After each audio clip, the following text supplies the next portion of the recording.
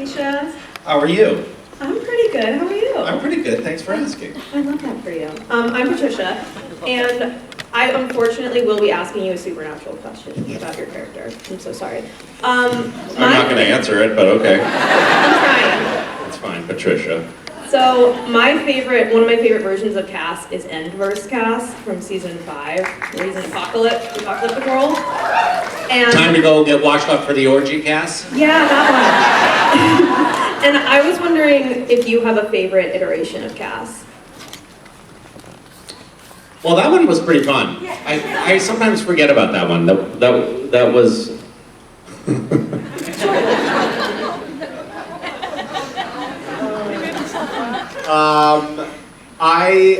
I also like, I think that like SS Officer Nazi Cass doesn't get enough. He didn't get enough airtime, for starters. I think they should have done a spin-off with that character, frankly. He was very compelling. I don't know. It was fun. It was fun to have the variety pack of things to do. The one that I really didn't like doing was Crazy Cass, because I just never really found the character. Ben Edlund wrote that character first, and he also directed the first episode where that character showed up. And I got to set, and he was like, I want you to be totally zany, just like crawling up the curtains, I want to see just crazy. And then we did one take, and he was like, okay, let's try, it's all internal. And the direction was literally the direct opposite direction of the first direction. And somehow it, like, the wild whipsaw of attempts there kind of just lobotomized me. And I ended up just kind of not knowing what I was doing with that character, and that sort of stuck for the short run of that character's existence. So I was glad when he died. But I had fun with most of them. And it was always delightful for me to see when a script comes in, to see like, oh, it's not actually Cass, it's something new or something weird. It's, I'm playing Jimmy, or I'm playing one of the other characters, and that I don't remember the name of. Oh, Emmanuel. That's what I was trying to remember.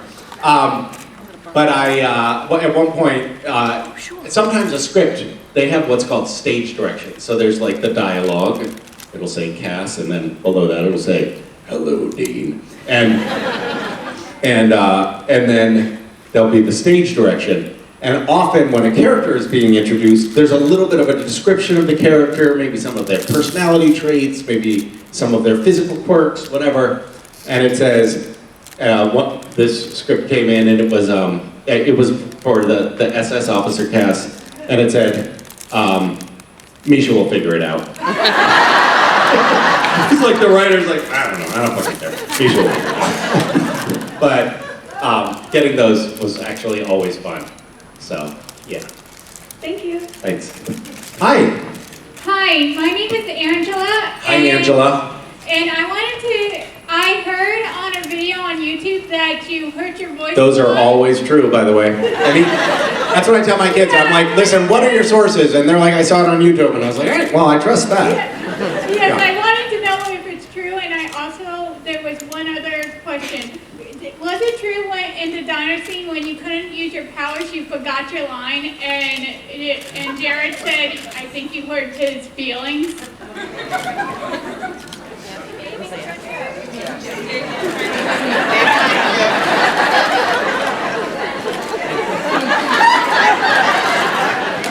Just say yes. The baby in the trench coat scene. When you guys are in the diner with Bobby, going after Eve. It was about 15 years ago. You couldn't force anything. You couldn't go anywhere. You lost your power. Yeah, you lost your powers. Yeah.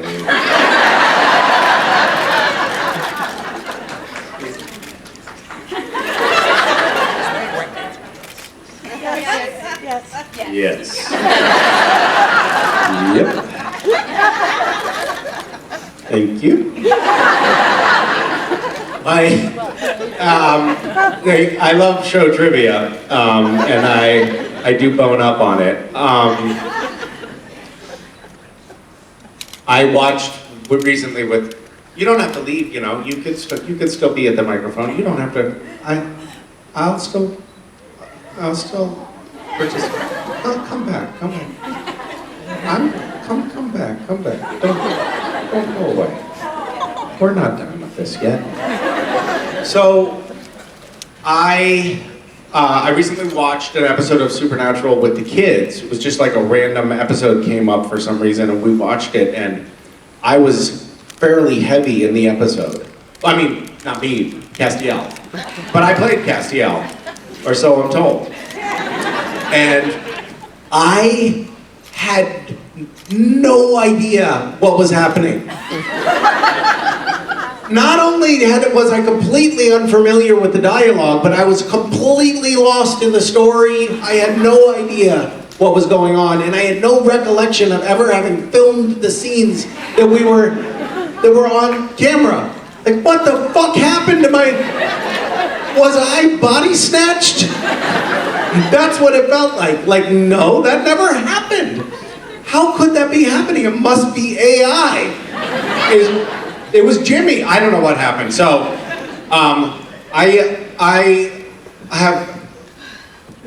so these lovely people up here, they're experts.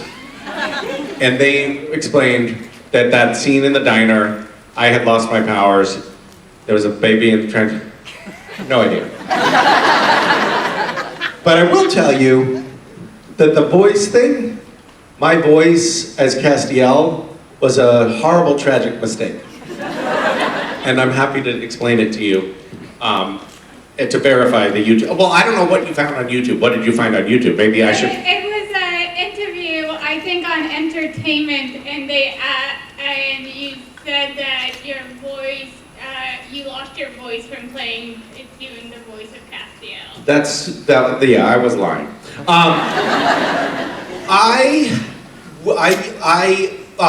The first script that Cass shows up in, he's trying to communicate with Dean, which I know because I know all the show trivia. And he's trying to communicate with Dean, but he's not taken a human form yet, right? He's speaking as just, well, I don't know what he's doing. He's as a spirit. And so he's trying to communicate, but like the windows break, the television explodes. And so that got in my head the idea like, oh, when Castiel shows up in his human form, he should have like a deep, commanding voice because it sort of reflects that voice that was breaking glass. And also, I had not too long before that been on Charmed, and my father-in-law had called and said, Misha, you got to do something about your squeaky voice. So, I decided to do the like, hello, Dean voice. And, but I also thought that I was only doing 3 episodes of this show. And I thought nobody would ever watch it, and who cares? And then it was like a year later, and I was still doing the hello, Dean voice. And I went to the doctors. So I was like, I don't know what's going on, but I have like chronically sore throat, and it's not going away, and it's been like months. And she looked at my throat, and she's like, have you been yelling or doing any weird things with your... I was like, oh, fuck. It's that voice. So yes, it caused physical damage. And then it got worse over time because, like, you know, Jensen was like, you know, hey, I was like the tough voice on the show, and then you came along and you're like lower than me? Fuck that. So he's like, hey, Cass. Like, he was like, yeah, he had to go lower than me. And I was like, well, I'm not gonna let him go lower than I am. So I was like, hello, Dean. And then, of course, we had Mark Shepard show up on the show, and he's like, hello, boys. So it just became this, and eventually it's like, you know, a dog whistle. Like the voices are so low that the human ear can no longer detect them. It was all a tragic mistake. Thank you for coming back, by the way. I'm sorry that I was... Actually, it's my first Supernatural convention, and also I I have a Castiel plushie at home. You do? What do you do to that plushie? Unfortunately, it's in my closet with the rest of my mini stuffed animals because I have a shelf of all big stuffed animals and I didn't have any room, so I had to put them in my closet. Which...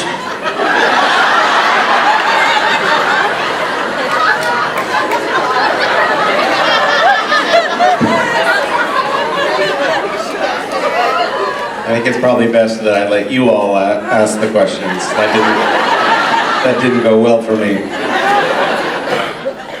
Thank you for your honesty, I guess. Okay, now you're free to leave. Hi. Hi. Okay. Okay. Hi. I'm Raiden. So as we all know, Cass wears one thing, a trench coat, like the entire time. So if Misha had to wear one article of clothing for the rest of your life, what would you wear? Probably pants. Like something specific. What's that? Something specific, like a trench coat. Like who's gonna go around wearing a trench coat all the time? Well, a trench coat is probably a very good choice. It provides good cover. It's all season, because in the winter you can like wrap it up, and in the summer you can let the breeze in, you know, on a playground, for instance.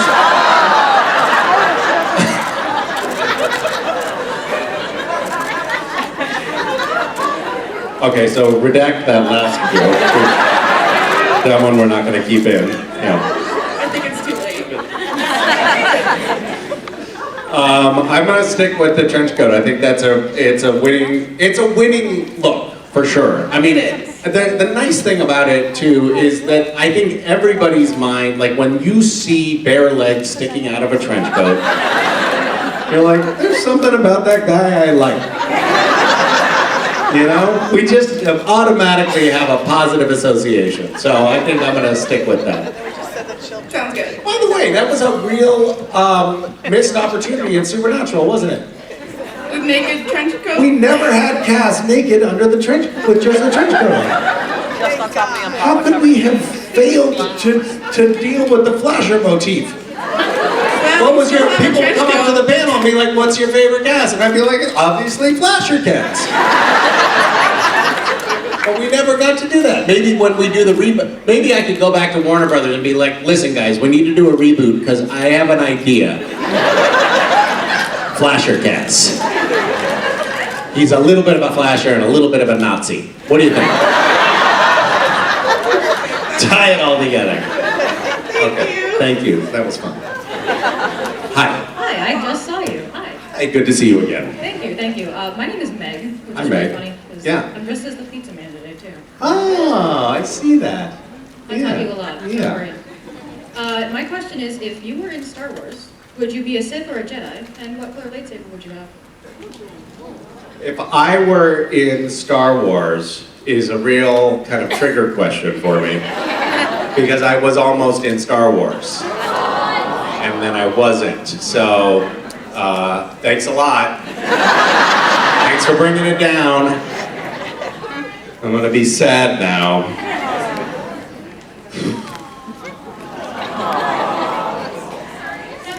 Now you're sad, Cass. Now I'm sad, Cass. Thank you. You're welcome. I'm gonna tell you a story now that I've told before, so a lot of people have already heard it, and nobody's gonna enjoy it, and this is on you. So I got a call for an audition for the young Darth Vader in the second prequel movie, whatever that was. And hold on, I'm gonna forget names, and then it's not the whole story. I know Anakin. I know. Hayden Christensen. Okay, thank you. All right, so I got a call, went for the audition, but and I was like, okay, so send me the audition material. And then there is no audition material. So I went to the audition and I talked to the casting director for like a half an hour. She had been traveling all over the country, just interviewing people to see if they might be interesting enough to play the role of the young Anakin Skywalker. And apparently I was. I told her some stories about my childhood, and then I got a call like a week later saying they want you up at Skywalker Ranch to meet with George Lucas.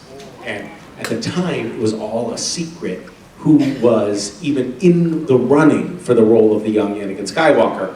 And they said, when I went up there, I couldn't tell anyone, except for my agents, where I was going. Like, it had to be a state secret. In fact, they sent a driver to pick me up at SFO Airport to drive me to Skywalker Ranch.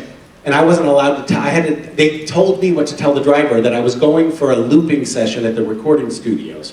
Like, they made up a story for me.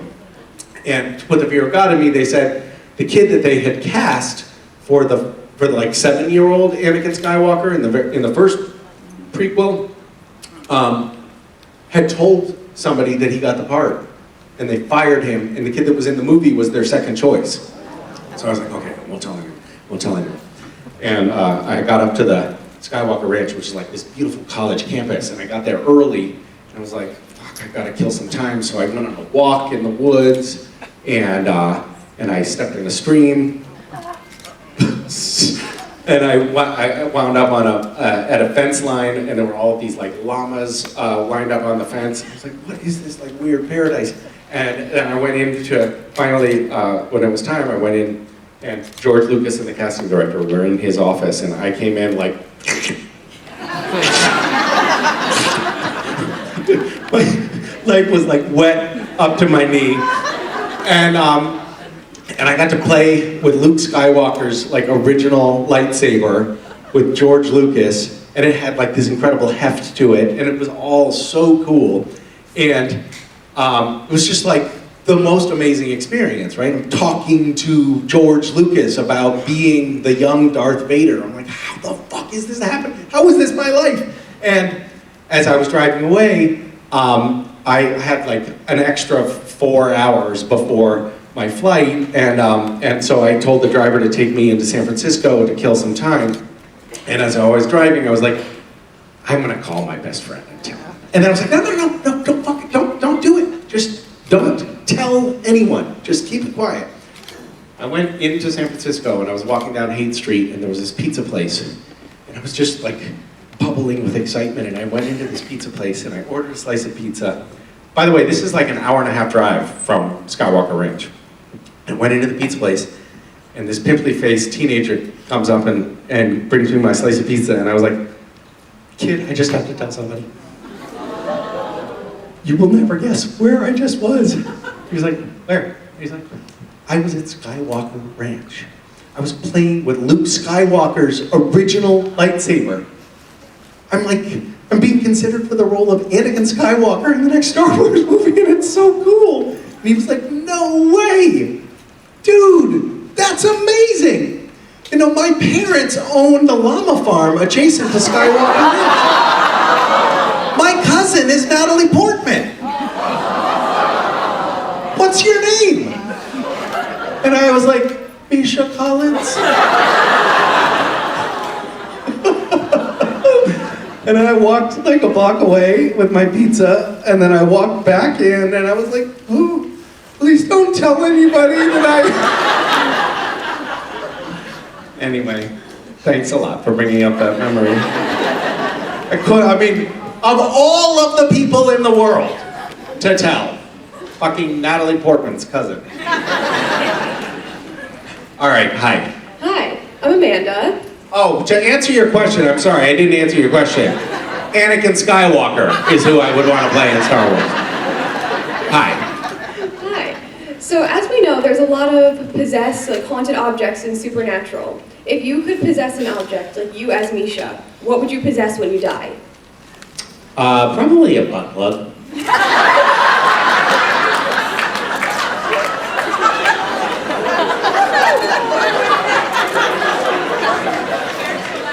Thank you.